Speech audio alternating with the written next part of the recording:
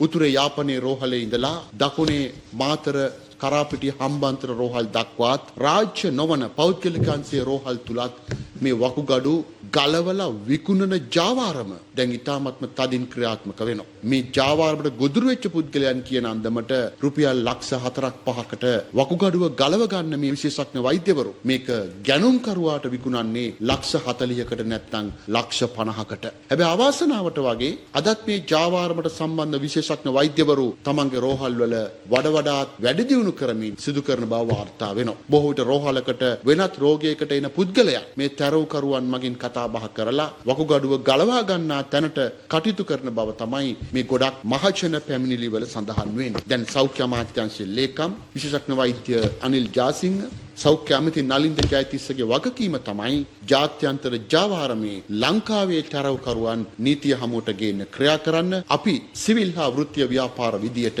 මේ සම්බන්ධ තොරතුරු ඉදිරි දිනවලදී අපරාධ පරීක්ෂණ දෙපාර්තමේන්තුවට බාර දීලා මේ පරීක්ෂණ කඩිනම් කරන්න අපි අපේ මැදිහත් වීම ලබා දෙන බව සඳහන් කරන්නට කැමැතියි.